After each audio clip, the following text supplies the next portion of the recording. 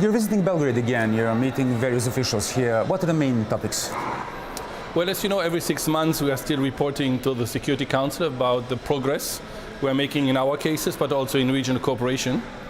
So I had indeed a number of official meetings with the Minister of Justice, the War Crimes Prosecutor, the State Prosecutor. But the main reason this time is really to have this regional conference, regional meeting with prosecutors from Serbia, of course, but also from Croatia, Bosnia-Herzegovina and Montenegro, who are all dealing with war crimes cases. Have things changed during your last visits here? Are our will to cooperate still strong enough? Yeah, I mean, there are of course two different aspects. One is really Serbia and the national war crime strategy in Serbia and issues between our office and Serbia. And the other one is in relation to regional cooperation, what we are mainly discussing. So on the first topic with Serbia, we just sent yesterday our report to the Security Council. To start on the positive side, well, we have seen that finally a number of additional prosecutors, assistant prosecutors have been appointed to work on war crimes cases. That's something we have asked for, the European Union has asked for the last 2-3 years. It's something where also the President, Aleksandar Vučić, got involved himself to make sure that we are getting additional resources in Serbia to deal with war crimes cases. That's positive. Now, it is a reality that the number of cases is still quite limited. The number of new cases, I think 9 in the last 1.5 years. The majority of those cases are cases which are coming from Bosnia-Herzegovina. Those cases are not really in relation to high-level perpetrators, so there's definitely room for improvement. Now, I had very good meetings with the War Crimes Chief Prosecutor. She indeed informed me that a number of important investigations are ongoing, that results should be expected in the near future. And we are having a really good cooperation between our offices. For example, we organized together only a few weeks ago a joint training on conflict-related sexual violence investigations. So as I'm saying, there are, I think, better conditions to produce more results, but we still wait for these results. Do you have any idea why? Well, as I said, the resources was an issue. Was an issue in the past. It shouldn't be an issue anymore, as there are more resources now. But in general terms, we all know that war crimes investigations in Serbia, like in Croatia and Bosnia-Herzegovina, are not very popular investigations. And if you have countries where convicted war criminals are considered as heroes, international crimes being denied, even if there have been major convictions for genocide, crimes against humanity and war crimes. So if politicians are glorifying convicted war criminals, well, I don't think that this is a positive signal to witnesses to come forward and testify. Are there any political issues in that?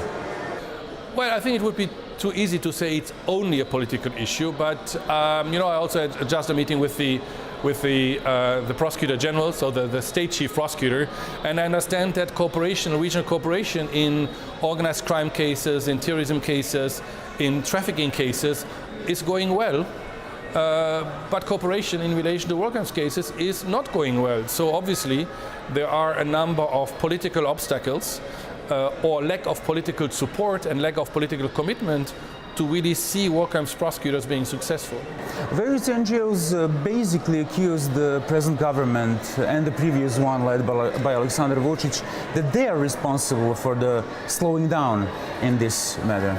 What's your opinion? Have you seen such decrease of work, for example, cooperation for the last few years?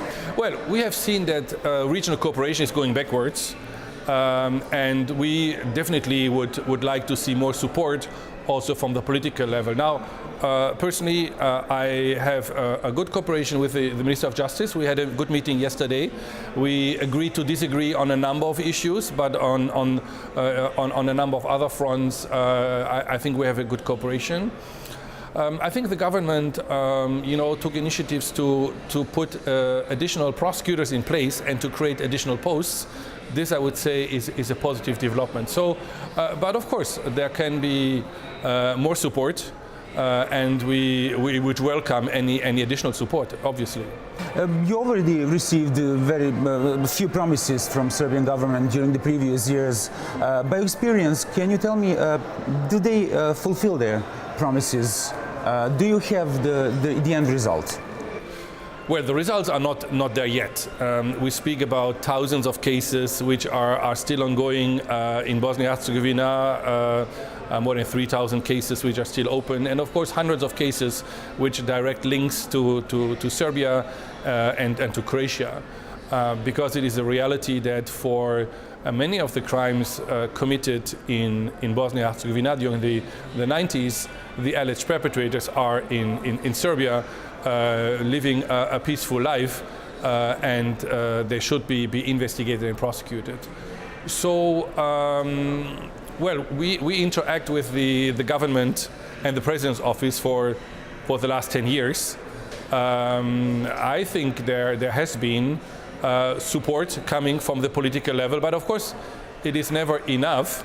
We would like to see even more support, and the results are not there yet. So we hope that by fulfilling its commitment to have more prosecutors appointed, commitment the government took, and which is also part of the national war crime strategy, we hope now that in a second phase there will also be more results. But there's an impression that it's just words, that we don't see any results for the last, I don't know, 5 to 10 years. The results are not there yet. The pace is very, very slow.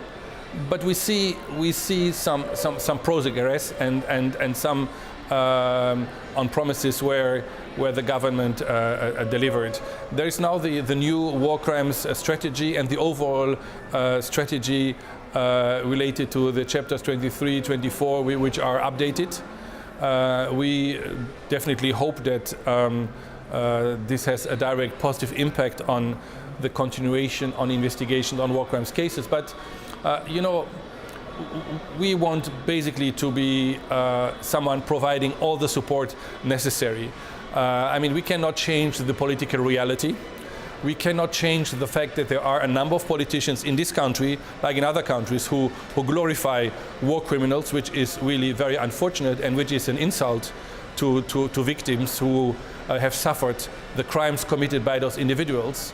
But we really hope that there are still enough politicians in this country who are in charge of offices who will support this process, and we want to play a positive role by giving access to our databases, to giving access to the information we still have in The Hague, by still having this liaison prosecutor system. As you know, we have a Serbian and a Bosnian prosecutor on a permanent basis in The Hague working on Serbian cases. We are continuing to provide capacity building and training, especially for the new 6 or 8 prosecutors or assistant prosecutors which arrived. We want to be involved in making sure that they have the knowledge to push the agenda forward. So we are still quite critical about the past. We are critical about the current situation, but we are, as we say in diplomatic terms, cautiously optimistic that we can report progress in 6 months' time. But if there's not progress, I will also tell it. But talking about the progress and the cooperation, let's go to one of the examples. We have the most recent example of 2 members of the Radical Party. The High Court in Serbia said that they cannot be transferred to The Hague. What does it say to you? Well, it is indeed not a case where my office is directly involved, because it was a so-called amicus curiae prosecutor, so an independent prosecutor who had been appointed by the judges to look into this contempt case. Well, we make a different legal analysis than the courts in Serbia in relation to this issue, especially as in the past, in almost identical situations, people were easily surrendered to The Hague.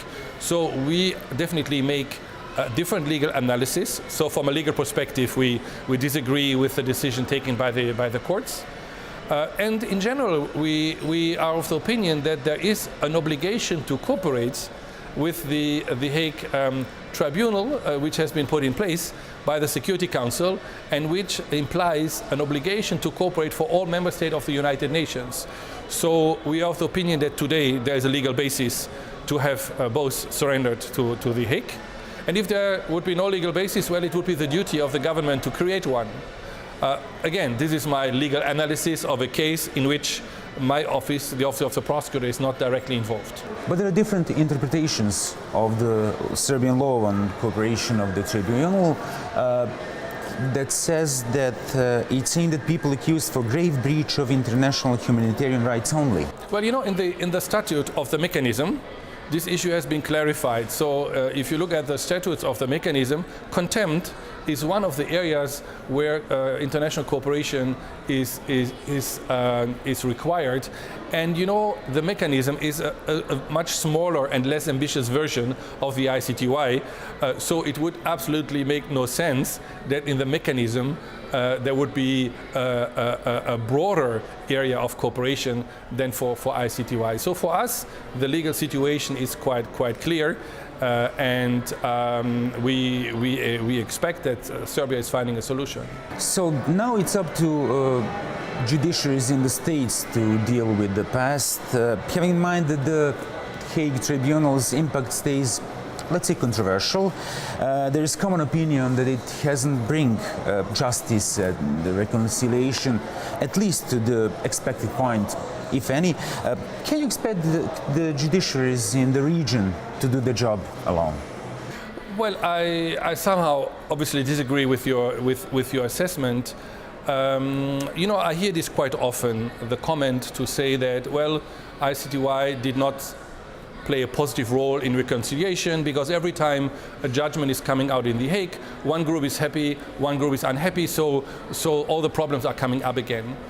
My point is really to say that, of course, accountability, justice cannot automatically lead to reconciliation.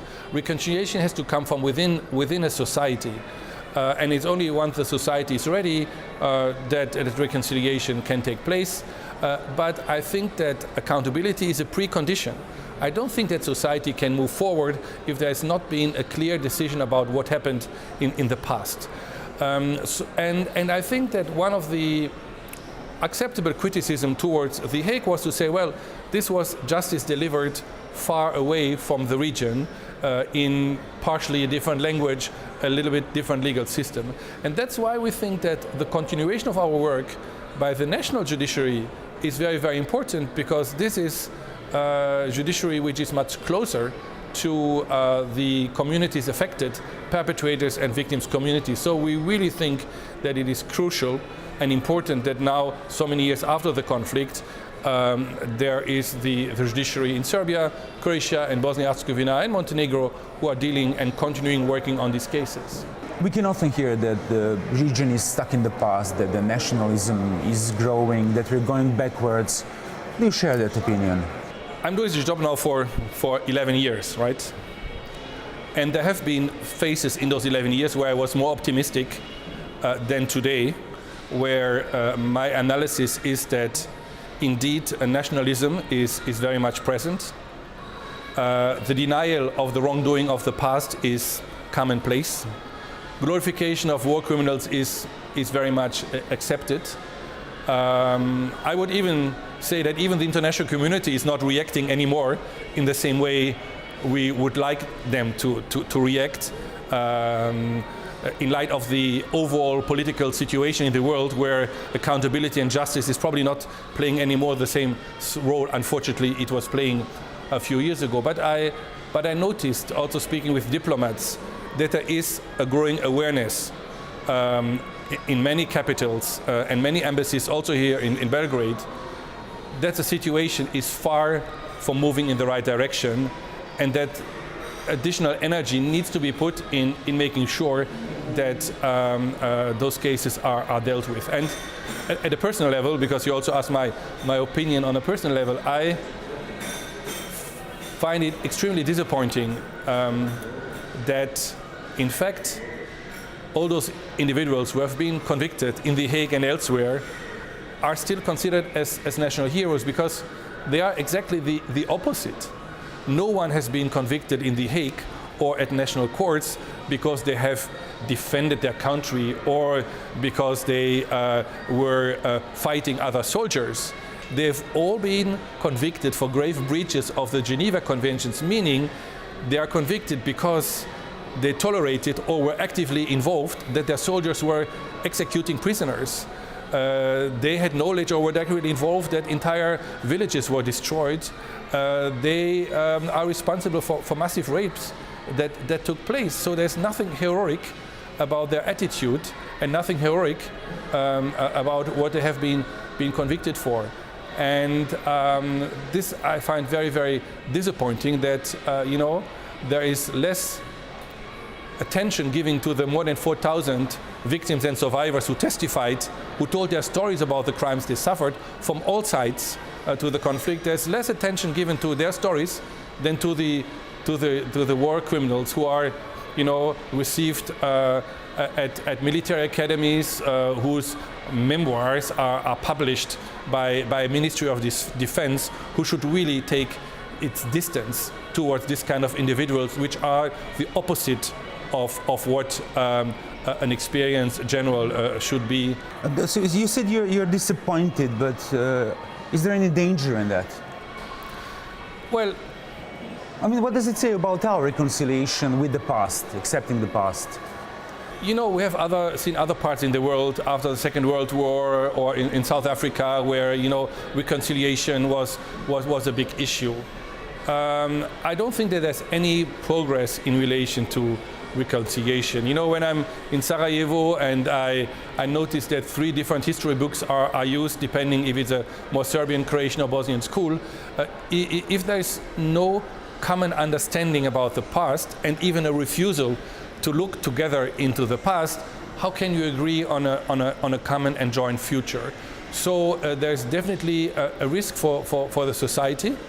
I think the current generation of politicians, many of them having experienced the war, are really putting a burden on the new generation by not telling the truth about what happened. So it is definitely dangerous and it needs to be addressed. European President Donald Tusk said on Saturday that the historical baggage will evoke demons in the region if no effort is invested in this process. I understood that you agree with him, at least to some point, but how much is the international community responsible for that? I experienced in my last 10 years that people always expect a solution from outside. It's even more so the case in Bosnia-Herzegovina, where the state structures are very fragile and not very, very strong, where always solutions are expected from outside. I really think that it is time for responsible politicians in the different countries of the former Yugoslavia to join their energy and forces to move the agenda of reconciliation forward. I don't think this can be imposed from outside. You have the conditionality in relation to EU enlargement. This can only achieve something but cannot really change dynamics in the region. We have seen that there has been some progress in relation to the missing person issue. I know that there has been talks between the presidents of Serbia and Croatia to at least move this area forward, because probably would agree that everyone wants to find the remaining bodies of deceased person to be able to return them to families. But my point there is also the following. How do you want people coming forward? Because for every single victim which is buried somewhere, there are at least one, if not many people who know where those victims are. We speak about more than almost 10,000 missing persons still. So there are in the different countries people who know where they are. But how do you want them to come forward to say where the victims are, de facto confirming the existence of the crime, if you have on the other hand the political leadership glorifying Lazarevic and others who are responsible for the crimes for which we want those people to come forward? So the overall climate is even undermining issues which are of common interest, like the search for missing persons. Yeah, but you just said that it's up to ourselves, it's time that we Yes. do the job, but can we do it? I mean, You gave us the opportunity to do it, and as you said, in the last few years we see the decrease. What does it say? Can we do it alone, or we need the pressure from the international community again, since it gave the results in the past? Well, I think that incentives are very, very important. Again, my office is not involved in deciding who is joining the European Union or not the European Union, but I mean, the European Union has a number of values. The rule of law is one of the major pillars. Accountability is one of the major pillars. So I think it's very logical that the European institutions, that the European Union is saying, look, those who want to join the club need to meet a certain standard. They're doing it, but are they putting enough pressure? Well, it is obvious that the conditionality was much stronger when there were still fugitives at large. I remember when Karadzic and Mladic were at large, conditionality was a very, very strong tool. The European Union played an important role, so I don't want to be too critical, but it is obvious that I think that the international community still needs to speak out very clearly about what is acceptable and what is not acceptable in terms of public behavior of politicians. But I also think that additional support remains needed to help the countries moving forward in terms of democracy, in making sure that police officers and prosecutors are in a position to do a better job, and to really convince politicians to let prosecutors and police officers doing their job. Because this is not only a problem in Bosnia and Herzegovina and in Serbia, but also in Croatia, which is now an EU member state, where the situation is far from being perfect, where you see glorification on a regular basis, and where the progress on war crimes cases is also not satisfactory. So it is even not a question of being EU or not EU. It is really an overall attitude and an acceptance that people of your own community have committed crimes in the past, that you have to accept them, to acknowledge them, to make sure that it's not happening again. Thank you very much. You're most welcome.